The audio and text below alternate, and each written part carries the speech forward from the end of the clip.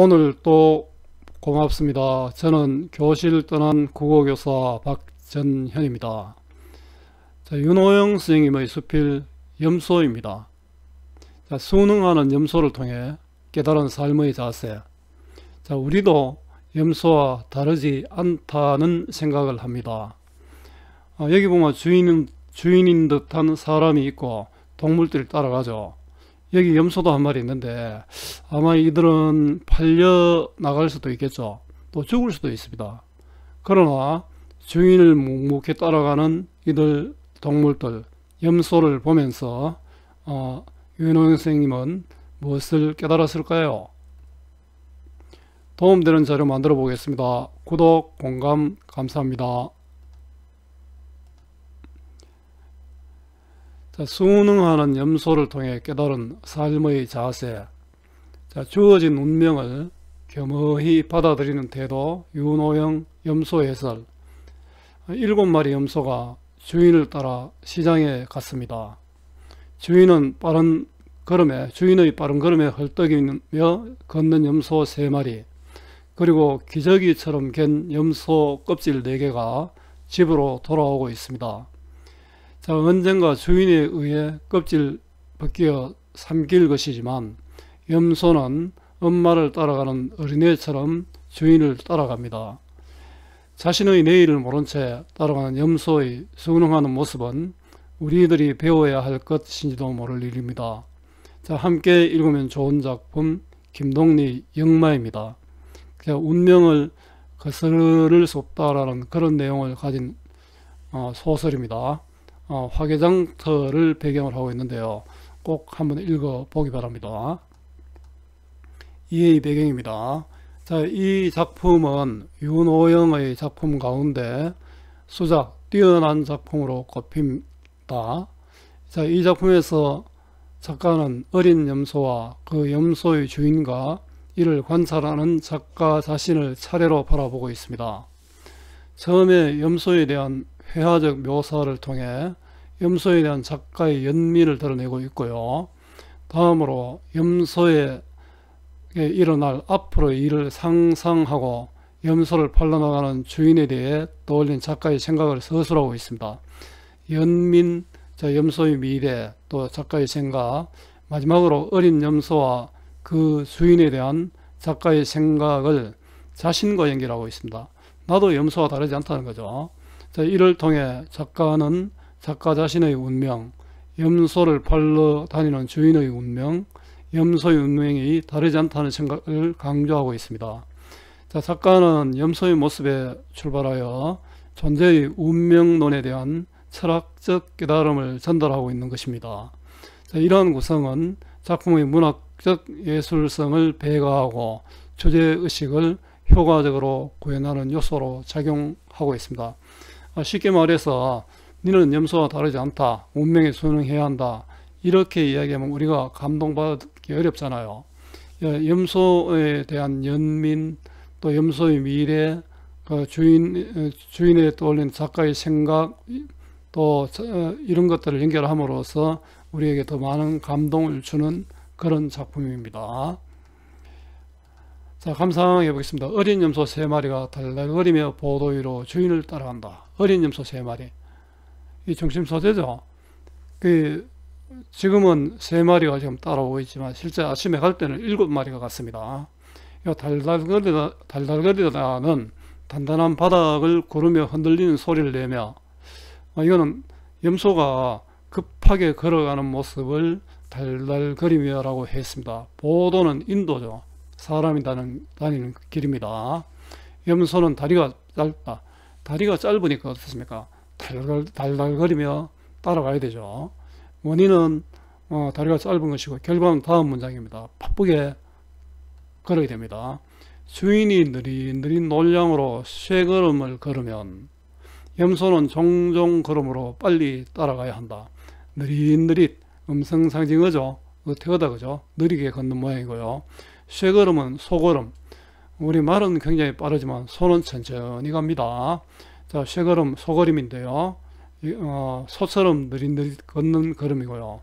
종종 걸음은 발을 자주 떼며 급히 걷는 걸음을 종종 걸음입니다. 염소는 다리가 짧기 때문에 이렇게 주인은 느릿느릿 걷지만 염소는 바쁘게 따라가야 한다는 겁니다. 우리 이런 걸 보면 요즘 또 정치 상황과도 또 비교해 볼 수 있겠습니다.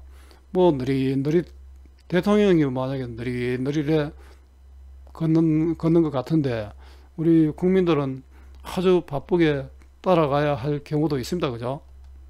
자, 주인과 염소의 걸음을 대비해서 다리가 짧은 염소가 빨리 걸어간다는 것을 보여줍니다.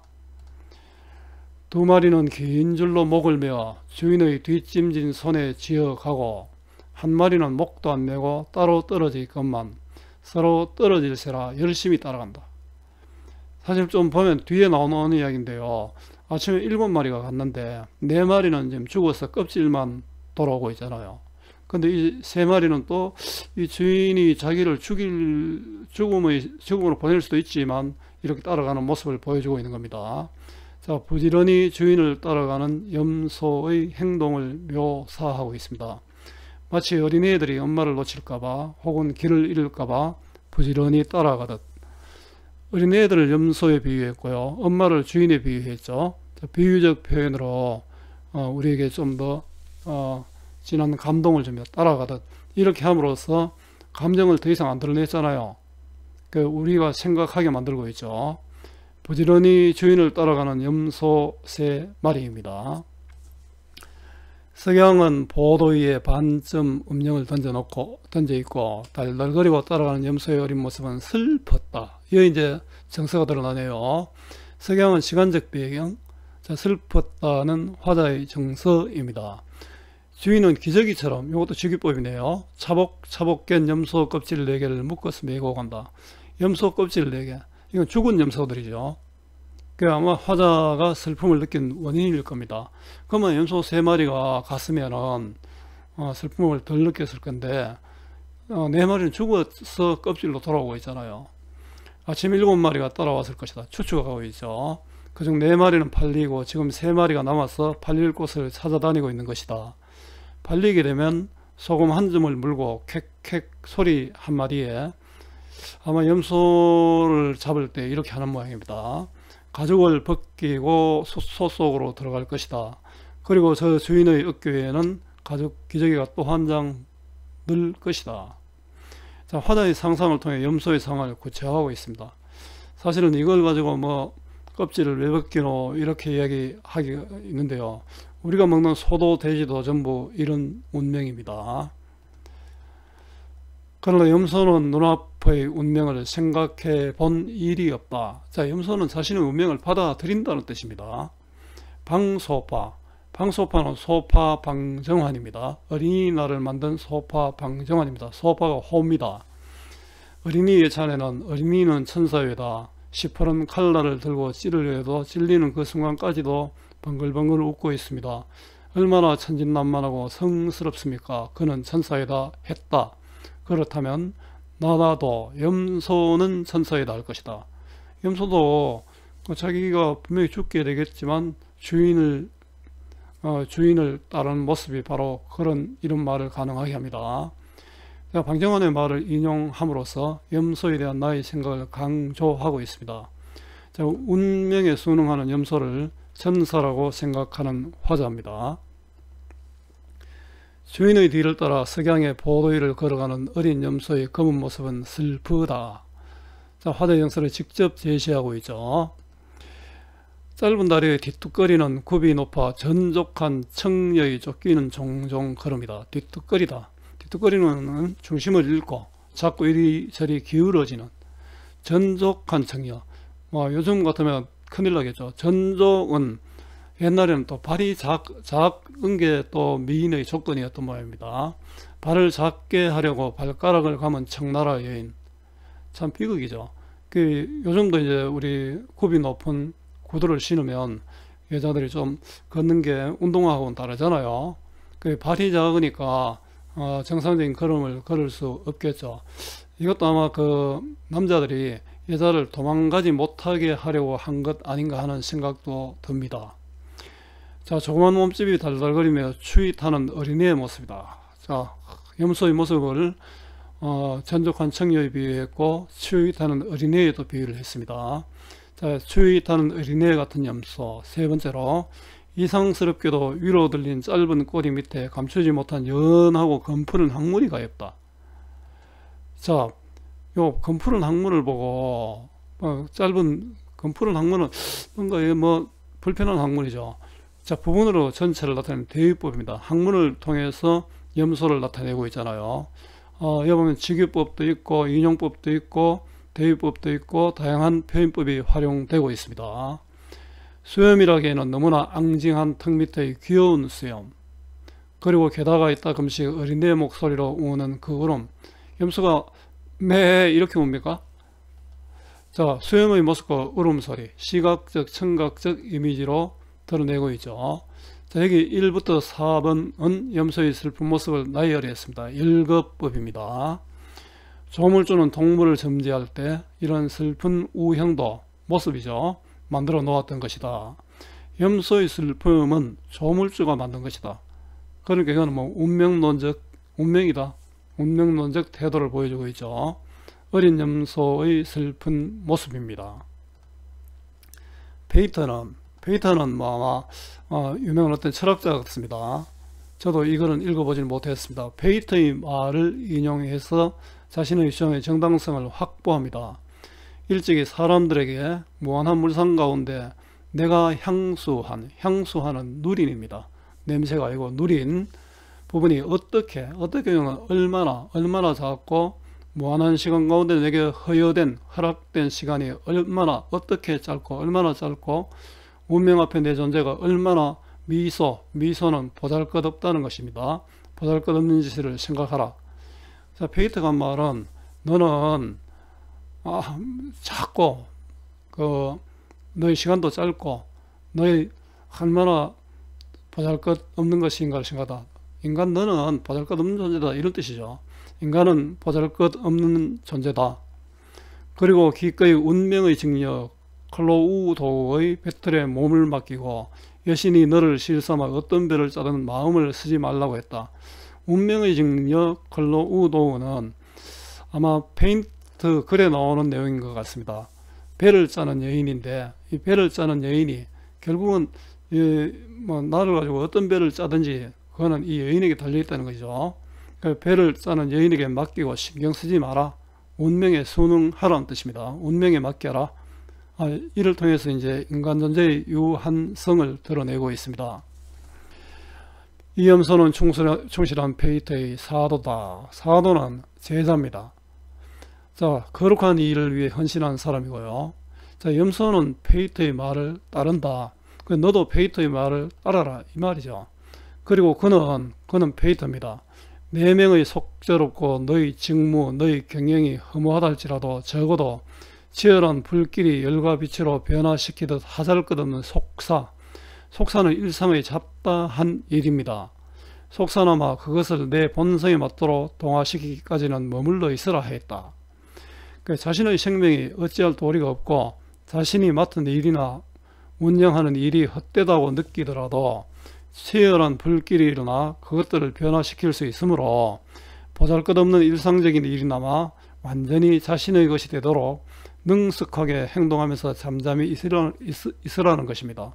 거의 운명에 순응하라는 그런 이야기입니다. 염소가 그 주인의 뒤를 총총히 따르듯, 그리고 주인이 저를 흥정하고 있는 동안은 주인 옆에 온순하게 충실히 기다리고 서 있듯, 그리고 길가에 버려 있는 무청 시래기 옆에 씌워두면 다투어 푸른 잎을 뜯어먹듯, 그리고 다시 끌고 가면 먹던 것을 놓고 총총히 따라가듯이 너도 그렇게 하라. 이거 열거와 주기법이죠. 자, 자신에게 주어진 상황에 묵묵히 수용하는 염소의 행동을 나열하고 있습니다. 너도 그렇게 살아라. 자, 베이터의 말대로 행하는 염소입니다. 자, 이 세 마리 어린 염소는 오늘 저녁에 다 같이 돌아가다가 내일 아침에 다시 나오게 될 것인가, 혹은 그 중에 한 마리는 솥속으로 들어가고 두 마리만 가게 될 것인가, 또는 어느 것이 팔려가다가 팔려서 껍질을 벗기고 어느 것이 남아서 외롭게 황혼의 거리를 타달거리고 갈 것인가? 그것은 아무도 모른다. 염소 자신도 끌고 가는 주인도 아무도 모른다. 자, 의문의 형식으로 강조하고 있죠. 염소의 내일을 아무도 모른다. 염소를 끌고 팔러 다니는 저 주인은 또 지금 자기가 걸어가는 그 길을 알고 있는 것인가? 주인도 자신의 길 운명을 모른다는 뜻이죠. 나는 이런 생각은 나 자신도 운명을 모른다는 생각입니다. 염소가 지나간 그 보도 위로 걸어오는 것이다. 자, 염소가 지나간 보도 위로 나도 염소처럼 지나가고 있다는 거죠. 염소와 내가 다르지 않다는 이야기입니다. 자, 염소를 통해 깨달은 것이 바로 이것입니다. 자, 아무도 모르는 내일, 아무도 모르는 운명이죠. 그러니까 운명에 순응하며 살아라라는 뜻입니다. 정리해 보겠습니다. 갈래는 수필입니다. 성격은 관찰적이고 경험적이고 사색적, 생각하게 만들죠. 현학적은 좀 지적 깊이가 있다 이런 뜻입니다. 주제는 길에서 만난 염소에 대한 상념, 자, 주어진 운명에 대한 순응과 수용이 필요하다는 이야기입니다. 특징입니다. 염소를 만난 경험을 통해 철학적 가치를 이끌어내었습니다. 대상의 모습을 행동으로 구체화했고요. 주인과 염소를 대비하여 염소의 상황을 제시했습니다. 주인은 느릿느릿 걷는데 염소는 아주 바쁘게 걸어가고 있잖아요.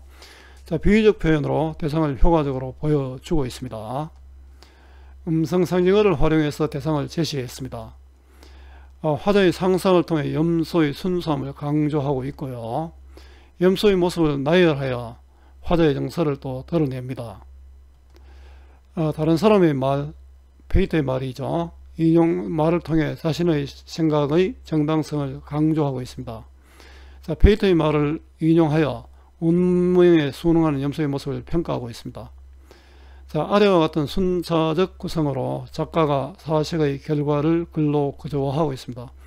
염소의 모습을 묘사하며 염소에 대한 연민을 보여주고 있고요. 염소에게 일어날 일을 상상하며 염소의 주인에 대해 떠올린 생각을 드러내고 있습니다. 염소와 그 주인에 대해 사색한 내용을 자신과 연결하고 있습니다. 나도 염소와 다르지 않다는 뜻입니다. 자, 활동하기는 문제은행 활용하시면 됩니다. 수고 많았습니다. 제가 살아있는 한 좋은 자료로 보답하겠습니다.